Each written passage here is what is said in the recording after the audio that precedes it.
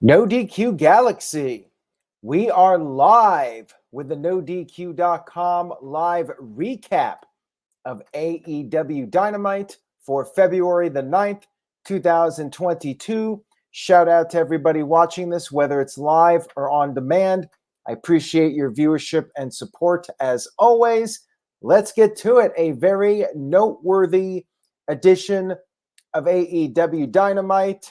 We kicked off the show with a big celebration.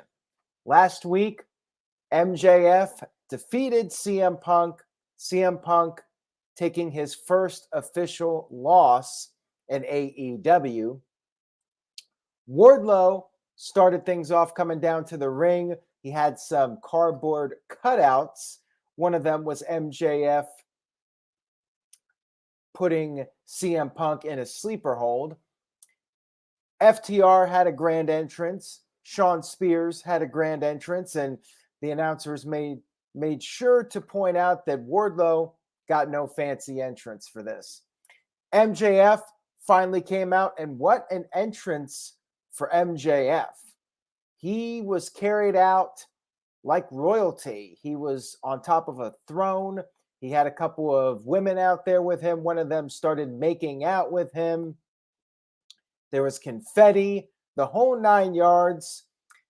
MJF cut this promo, said that Shawn Spears helped him beat CM Punk, which of course was not really the case. It was in fact Wardlow that was instrumental, but that's part of the storyline here. And Shawn Spears had created a new t-shirt for MJF. MJF is better than the best in the world, and it's available on AEWshop.com. And meanwhile, Wardlow was there getting very annoyed. He started to take a drink, and that's when CM Punk showed up.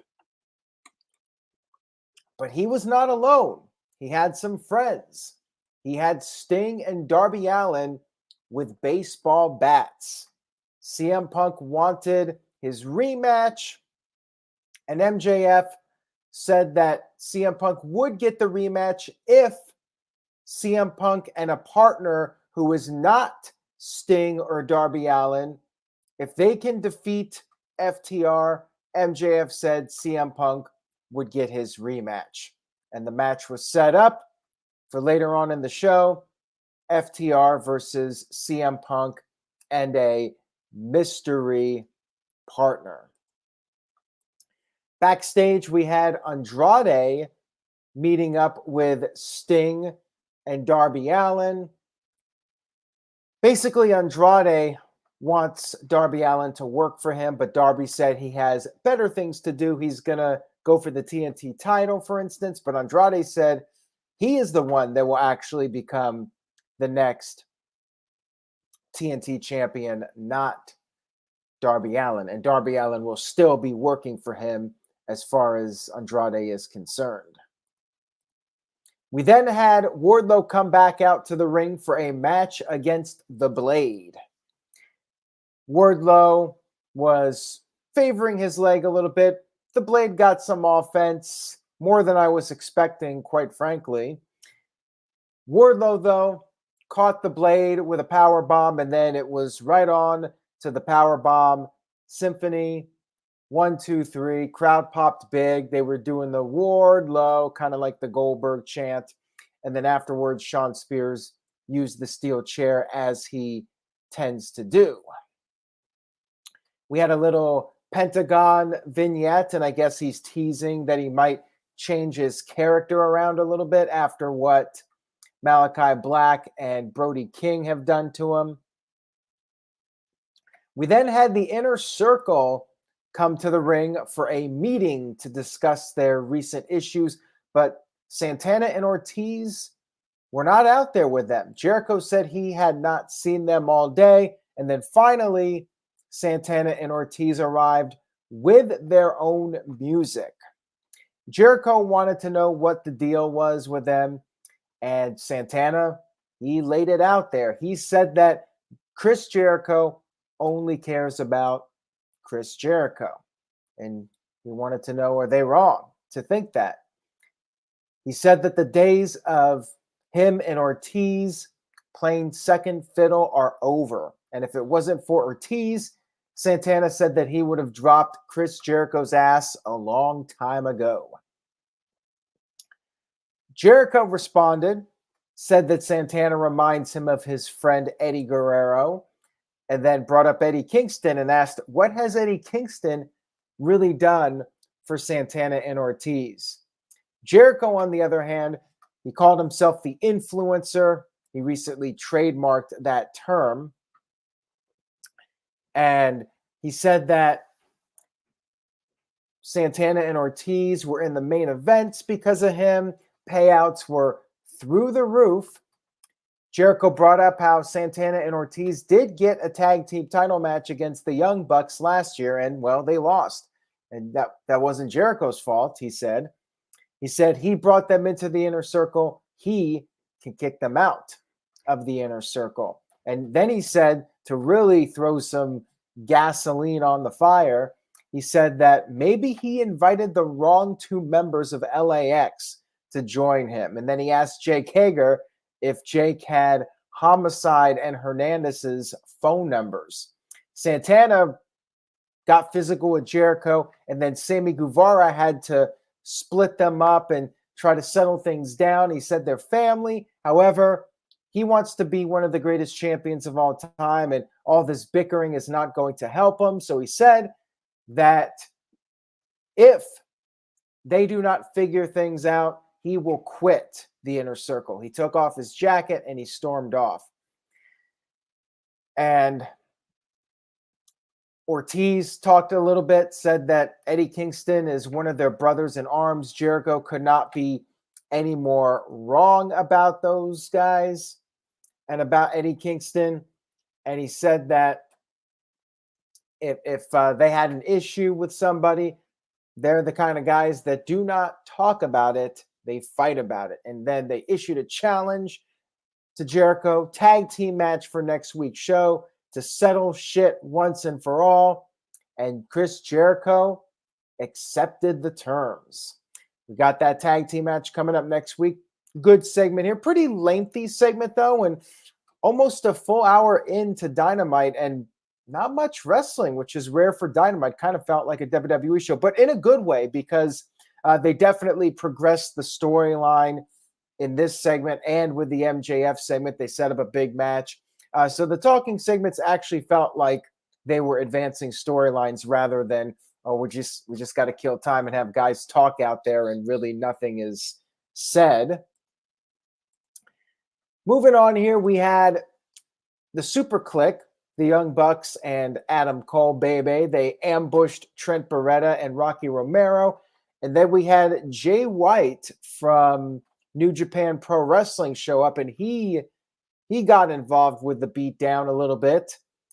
Young Bucks were definitely surprised by his presence. So Jay White was the Forbidden Door surprise for this show. What happened was people were confused when Tony Khan was saying there's going to be a free agent debuting, the Forbidden Door is going to be open. Tony Khan was actually talking about two people, and people were a bit confused by that, but that's what it was. Two separate debuts. Of course, the other debut being the qualifying match for the Face of the Revolution ladder match at the Revolution pay-per-view. So Jay White was the Forbidden Door entrant, or debut, whatever you want to call it, which is fine. I know a lot of New Japan fans like him, but he was in Impact already, didn't really make much of an impact, I have to say. But he's in AEW now, and it's going to further storylines between Adam Cole and Kenny Omega whenever Omega returns, and we'll get to that more here in just a few moments. We had Isaiah Cassidy versus the Mystery Man in the ladder match qualifier. And surprise, surprise, or maybe not a big surprise. I mean, it was definitely a very strong rumor over the past few weeks. He's here in AEW officially. Keith Lee. Keith Bearcat Lee. No, I'm kidding. Limitless Keith Lee. He's got his AEW music. He's got his shirt off again. The music was fine. Not as good as the NXT music, in my opinion, but better than the main roster music. I will give AEW that. The music was a step above what he was using on the main roster.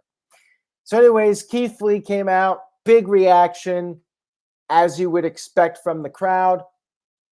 And he was just going to town, taking out Cassidy. Cassidy did a great job selling for Keith Lee. Keith Lee just hoisted him up and tossed him halfway across the ring, and Cassidy got this pretty significant airtime. And Keith Lee did a crossbody, one of his trademarks. Matt Hardy ended up walking out. He was there at ringside, and halfway through the match, he walked out. And it was actually a reference to Jeff Hardy, because the announcers brought up, I'm not sure which one it was, maybe Excalibur, but one of them said that Matt Hardy walking out through the crowd was erratic behavior. Of course, that's what people were saying about Jeff Hardy when he walked out a couple months ago and ultimately got fired. So that was a little nod to that. And then Mark Quinn, Isaiah Cassidy's partner in Private Party, he grabbed the foot of Keith Lee, which did help Cassidy get a little bit of offense. I know some people, of course, you're going to have criticism, people saying, well, Keith Lee should have just squashed him. They had Mark Quinn interfere to help Cassidy get a little bit of offense, but it didn't last. And Keith Lee did pick up the victory. And then afterwards, Private Party tried to beat him down, but they were unsuccessful, and Keith Lee beat the crap out of both guys. So great debut for Keith Lee. I enjoyed it. I enjoyed the carnage, and he looked very happy to be there. And I definitely think they should push him towards the top in AEW for sure. Really great debut for him. And there's a lot of potential there. So we'll see what happens with that. He is officially All Elite. No surprise about that. Figured he's coming in and he's gonna be utilized. We had the tag team match, CM Punk and a partner of his choosing up against FTR, and the partner was Jon Moxley. Jon Moxley coming out, getting a big reaction. This was a hell of a tag team match. So, they did a lot of talking in the first hour, and in the second hour, if you wanted the wrestling action, the quality wrestling action, you definitely got it here, because this was a hot match. FTR got the upper hand early when they back suplexed Moxley through the timekeeper's table. Moxley barely made the 10 count back into the ring. They worked him over for a while, and then CM Punk got the hot tag. CM Punk and Moxley did the Doomsday Device, little shout out to the Legion of Doom, the Road Warriors. However, there was a kick out, and then Cash Wheeler got the ring bell, used it on CM Punk. Referee did not see it, and Harwood hit the brain buster, but CM Punk kicked out of that. They hit the big rig to CM Punk, but Moxley broke up the pin. Things started to break down with everybody in the ring. Punk had gotten the Anaconda Vice on Wheeler, but then Tully Blanchard came in, hit CM Punk with his jacket. CM Punk picked him up. Well, he kind of struggled to pick him up, but eventually got him up, hit him with the GTS.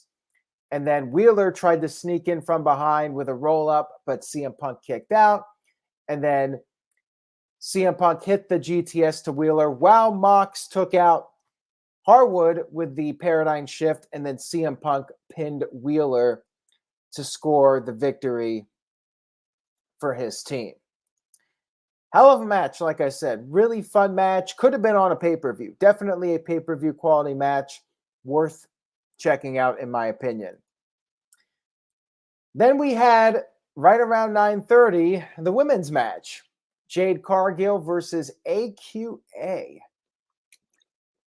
And they did explain who she is. She's been training with Booker T, and she said she's looking to prove herself in a little pre-taped promo. And she held her own for a while, hit a shooting star, but Cargill kicked out of that, and then Cargill got back into it, picked up the win with the Jaded. Nice little showing here for AQA, and Jade Cargill picks up another victory as the TBS champion. And then backstage, the Young Bucks were talking with Adam Cole. They did not appreciate Jay White just showing up because Jay White and Kenny Omega have a history. And Adam Cole basically said to trust what's going on. Jay White's with them, and the Bullet Club is for life, all that stuff. So like I said, this is all leading up to an eventual Omega versus Adam Cole match. They teased that several months ago, and they're continuing that here. Adam Cole kind of taking matters into his own hands, going into business for himself. DJW sent in a $10 super chat. Thank you for that. I appreciate it. He says, "What's up, Aaron? I know Jade is inexperienced, but Tony Khan is still pushing her streak. Whoever gives Jade her first loss could be elevated big time. Any idea on who could give Jade her first loss?" Good question there, DJ. There's several people that could be into consideration for that. Thunder Rosa is one, but I really think Thunder Rosa needs to go for the women's title and Britt Baker because of their history and finish what they started a year ago. But you bring in some more women. Doesn't necessarily have to be a rising star. Could be somebody already established. Could be a Mia Yim or a Toni Storm type person to come in and beat her for the title. Or you can continue developing your current batch of women and see who rises up over the next 6 months. I mean, they definitely got time. There's no need for Jade Cargill to lose the title anytime soon.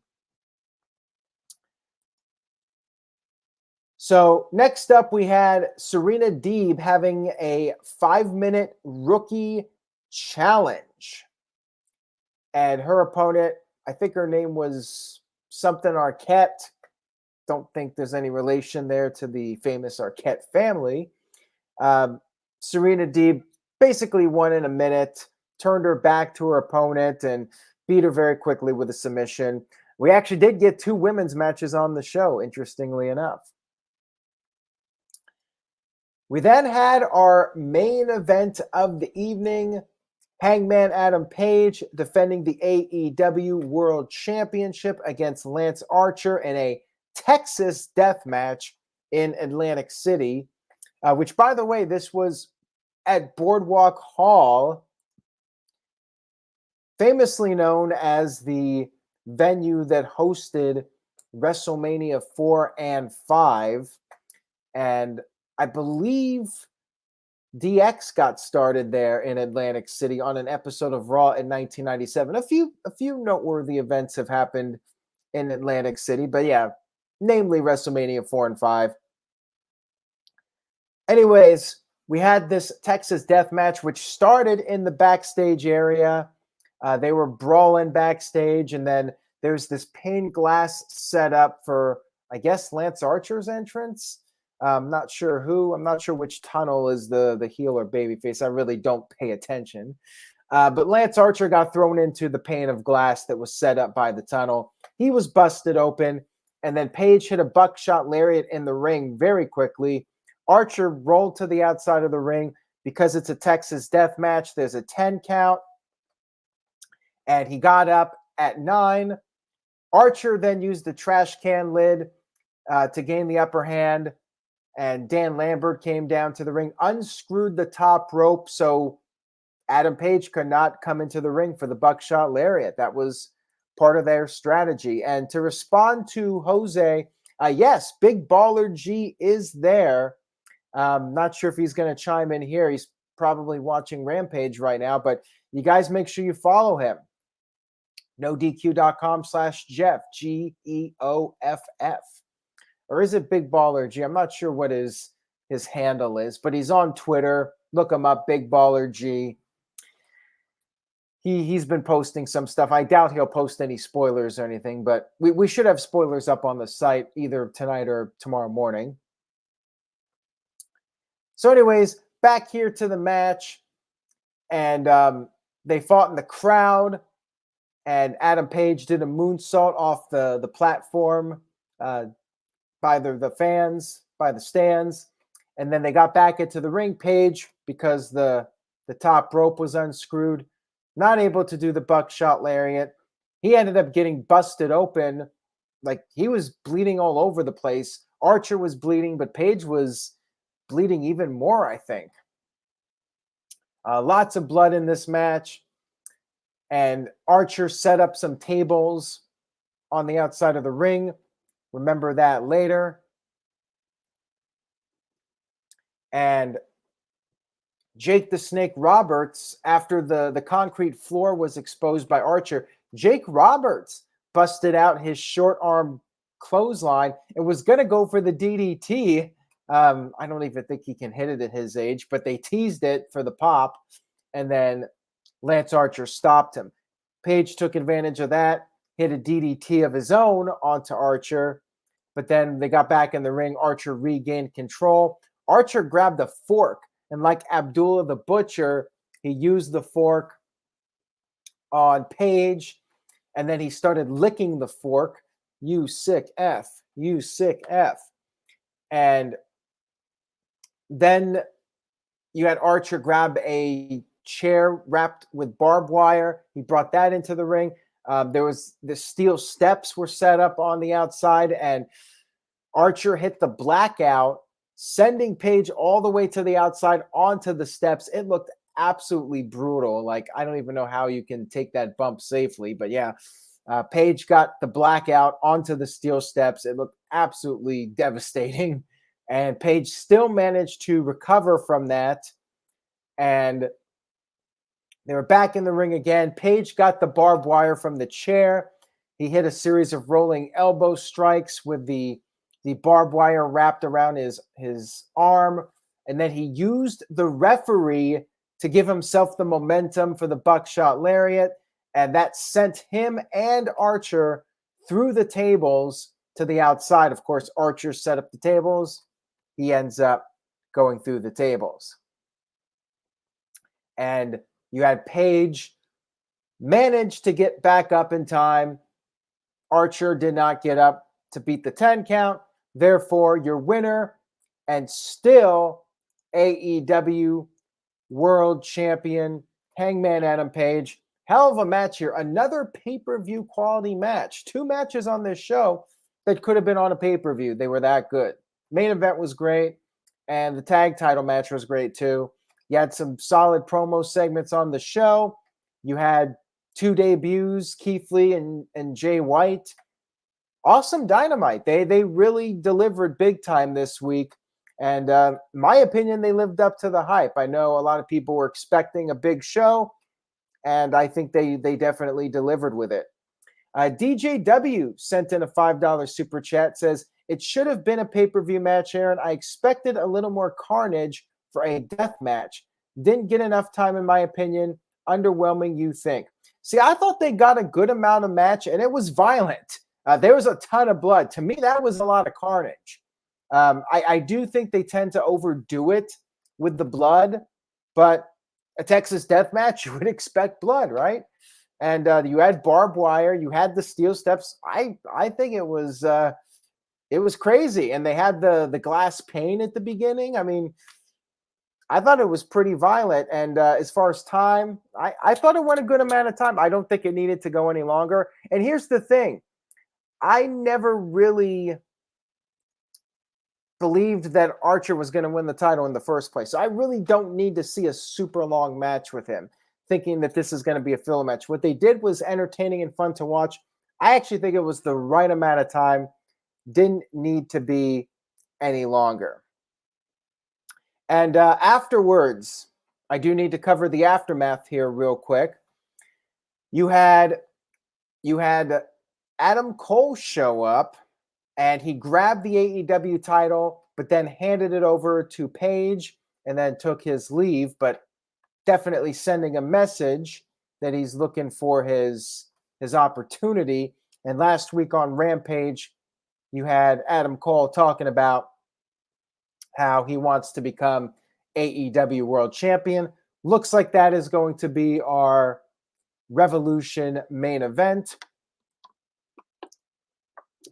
And Arco says Adam Cole versus Adam Page. Loser loses the Adam name. Adam Cole versus Adam Page on Rampage. How about that one?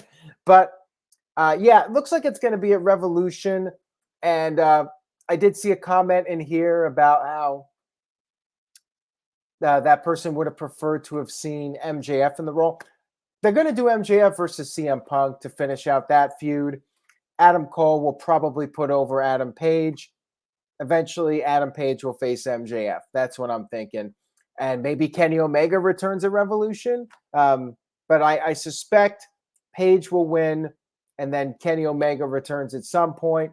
Kenny Omega feuds with Adam Cole, and MJF will feud with Adam Page at some point later this year. That's what I think is going to happen. So, yeah, excellent Dynamite this week. One of the best shows they've put out. I mean, this was a top-tier Dynamite, in my opinion. Awesome show from start to finish. Really fun to watch. I mean, it flew by very quickly. And I would absolutely recommend it, 100%. Must-watch show, in my opinion. If you're going to watch a Dynamite, this would definitely be one to watch. And if it's not your cup of tea, it's not your cup of tea. But I think that this is one that is worth giving it a shot. If you're one of those people that are on the fence about AEW, this is one worth checking out, in my opinion, for sure. Good representation of what they're capable of doing. And a nice build-up for Revolution. And, yeah, great debuts, and looking forward to what they do in the future. So anyways, guys, thank you for tuning in for this recap. I really do appreciate your continued viewership and support. And if you enjoyed the video, please give it a like on YouTube, and stay tuned to NoDQ.com for the very latest news and rumors.